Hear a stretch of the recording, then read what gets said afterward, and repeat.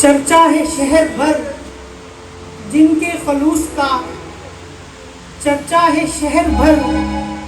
جن کے خلوص کا، وہ آ گئے ہیں آپ کی محفل سنوارنے۔ ہمارے ادارے کے لیے انتہائی اعزاز کی بات ہے کہ ہمارے درمیان ایک ایسی شخصیت موجود ہے جو علم و تعلیم کے لیے ہمہ وقت سرگرم عمل رہتی ہیں، اپنے شعور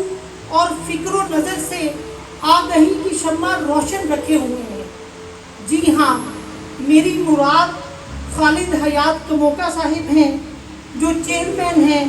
ایسوسی ایشن آف پرائیویٹ اسکول کے، ڈائریکٹر ہیں دی پنجاب اسکول اینڈ کالج کے، ممبر بورڈ آف گورنر ہیں ڈی ایم سی کے، ممبر بورڈ آف گورنر ہیں ساکل کالج فیصل آباد کے۔ ان کو بلانے سے پہلے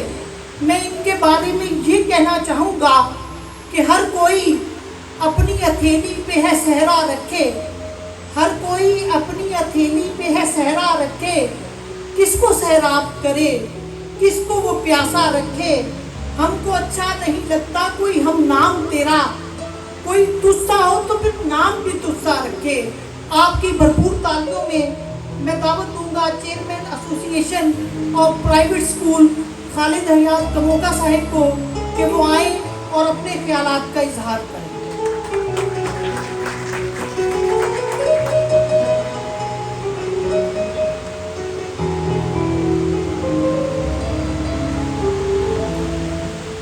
شروع اللہ کے نام سے جو مالک کل ہے، کائنات اس کی ہے، جو ختم نہ ہو کبھی وہ بات اس کی ہے،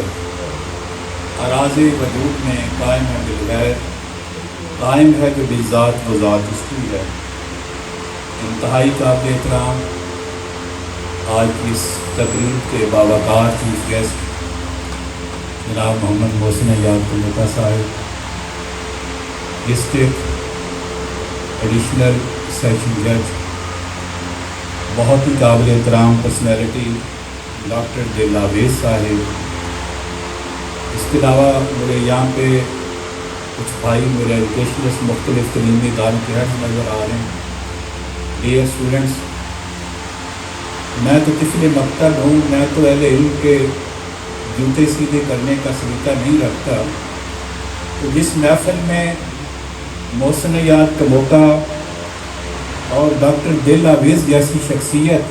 تشریف فرما ہوں، یہ تو علم و دانش کے ایسے مینار ہیں کہ ان کی موجودگی میں، کیونکہ خالد صاحب میرے چھوٹے بھائی ہیں، مجھ سے محبت کرتے ہیں، تو انہوں نے مجھے مختلف القابات سے نوازا ہے، تو میں اس قابل نہیں ہوں۔ بہرحال یہ ان کی ذرا نوازی اور ان کی محبت ہے کہ آپ سے ملنے کا انہوں نے مجھے ایک موقع فراہم کیا۔ ارباب علم و دانش، میں ذرا لیٹ پہنچا اور میرے آنے سے قبل مجھے یقین ہے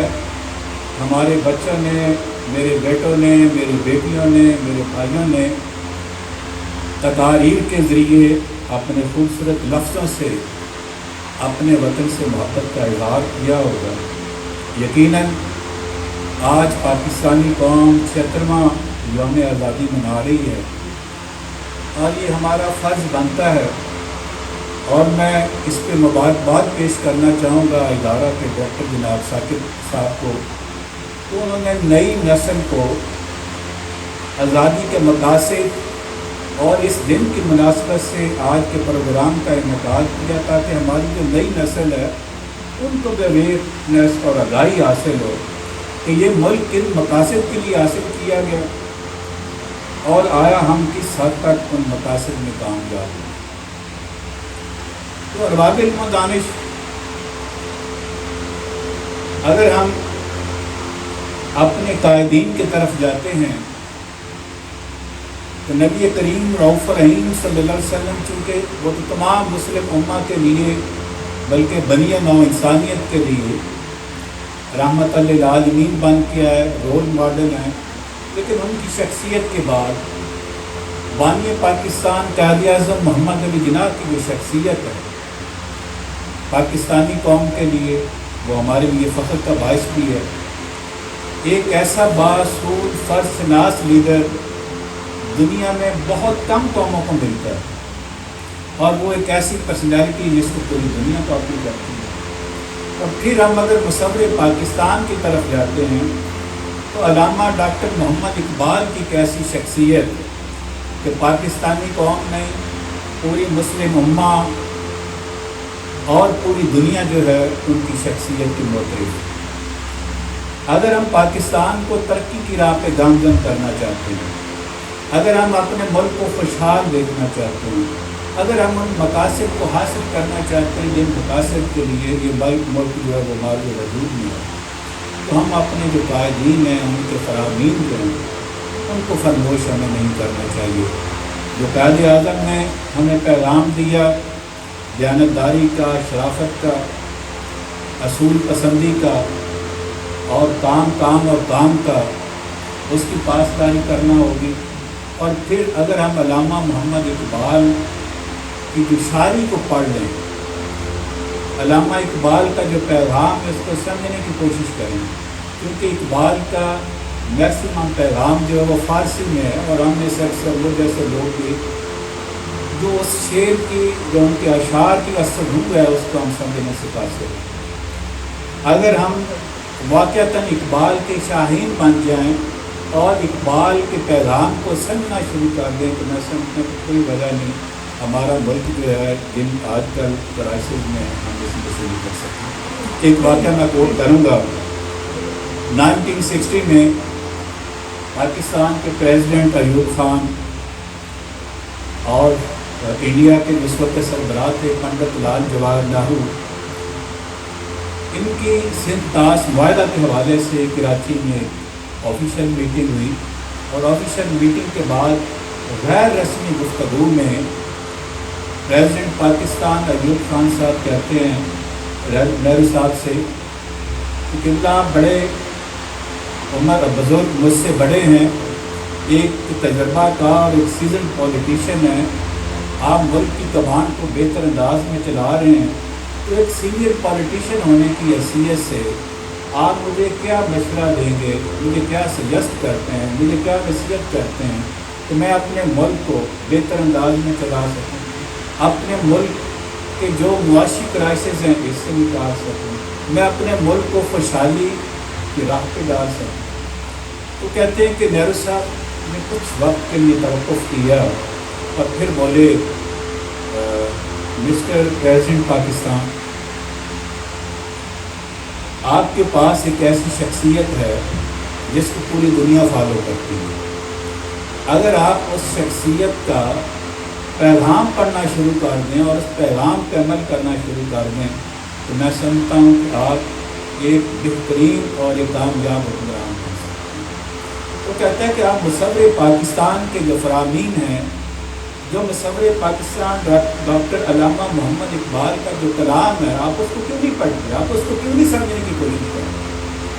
وہ کہتا ہے اللہ تعالیٰ نے علامہ اقبال کی صورت میں پاکستان کو ایک ایسی شخصیت سے نوازا ہے، اگر اس شخصیت کے کلام کو سمجھنا شروع کر دیں تو یہ قوم پوری دنیا میں ایک بہترین اور ایک کامیاب قوم بن سکتی ہے. ان کے آپ بڑی دیر کے یہاں پہ بیٹھے ہیں، تقاریر بھی سن رہے ہیں، اور خاص طور پہ موقع صاحب کی آپ نے تقریر سنی، تو میں نہیں چاہتا کہ اس کے بعد میں اتنا بولوں کہ جو لذت ہم نے موقع صاحب کی اسپیچ سے حاصل کی اس سے ہم سب محروم ہو جائیں. میں اس دعا کے ساتھ اجازت چاہوں گا کہ خدا کرے میری عرض بات کے اترے وہ فیصلے ہوئی جس سے اندیشہ زوال نہ ہو. اور ایک توقیر میں آج کے جو ٹاپر اسٹوڈنٹس ہیں جنہوں نے پوزیشنز حاصل کی ہیں ان کو دلی طور پہ یہ بات پیش کرتا ہوں، اور جو میرے بیٹے یا بیٹیاں کسی وجہ سے یہ پوزیشن حاصل نہیں کر سکتے، اس کی کئی وجہ ہو سکتی ہیں. ہو سکتا ہے کہ آج وہ ویسے تو روٹین میں بہتر اسپیکر اور ڈبیٹر ہوں، لیکن آج اس انداز میں اچھے طریقے سے تیاری کر کے نہ آ سکے ہوں، یا یہ ایک انسانی خطاب بھی ہو سکتی ہے کیونکہ جو لوگ ججمنٹ کر رہے ہوتے ہیں، بے شک ہمارے یہ بھائی جو اس وقت ججز کے فرائض سارے انجام دے رہے تھے، یہ اس فیلڈ میں جو چنے ہوئے لوگ ہیں، منتخب لوگ ہیں، یقیناً انہوں نے اپنے کہیں پوری کوشش کی ہوگی کہ ان کے ججمنٹ میں تو 0.1% کا بھی فرق نہ ہے، لیکن انسان ہونے کے ناطے کہیں کسی جج سے کوئی مسٹیک ہو سکتی ہے. اس کا مطلب یہ نہیں ہے کہ جو میرا بیٹا یا بیٹی کی پوزیشن تھوڑی سی یوز کر گیا وہ ڈسہارٹ اور آئندہ ایسے کمپٹیشن میں نہ آئے. ان کو ایسے اسٹوڈنٹس کو اور جذبے کے ساتھ اور محنت کے ساتھ اس فیلڈ میں آگے آنا چاہیے اور اس ملک کے لیے ڈلیور کرنا چاہیے. محسن ملوکا صاحب نے بہت ہی خوبصورت بات کی کہ ہمیں با فیض بننا چاہیے، فیض تقسیم کرنے والا بننا چاہیے، بے فیض نہیں بننا چاہیے. اور یہ ایک اسلامی ریاست کی بنیاد، مدینہ کی ریاست کا مطلب ہی یہ ہے کہ جب ہم نبی کریم صلی اللہ علیہ وسلم کے دور کو دیکھتے ہیں، خلفاء راشدین کے دور کو دیکھتے ہیں، سیدنا عمر فاروق کے دور کو دیکھتے ہیں، جس طرح انہوں نے کمیونٹی ویلفیئر کے کام کیے، آج پوری دنیا کے لیے وہ مثال ہے. سیدنا عمر فاروق کی جو حکمرانی ہے اس کو فالو کرنے کی ضرورت ہے. تو ہم میں سے ہر بندہ یہ سوچے کہ وہ اپنی کمیونٹی کے لیے ویلفیئر کا کیا کام کر رہا ہے، ہم اپنی سوسائٹی کے لیے کتنا ہیلپ فل ہیں، ہم اپنی سوسائٹی کو بہتر بنانے کے لیے ہم کیا کر رہے ہیں، ہمارا اس میں کیا رہا ہے. تو جب ہم یہ سوچنا شروع کر دیں گے، پوری دنیا میں یہ سسٹم ہے، پوری دنیا کے جو تعلیمی ادارے ہیں وہاں پہ اس چیز کے ماسک رکھے ہوئے ہوتے ہیں. تو کون سا اسٹوڈنٹ اس نے اپنی سوسائٹی کے لیے کون سے ایسے پروجیکٹس کیے کہ اس نے اپنی سوسائٹی کو فائدہ پہنچایا. پاکستان میں ایسا سسٹم نہیں ہے. تو میں آج میکس کنسلٹنسی کے پلیٹ فارم سے یہ جو ارباب اختیار ہیں، جو حکومت میں اس وقت لوگ بیٹھے ہیں، ان سے بھی مطالبہ کروں گا کہ ہم اگر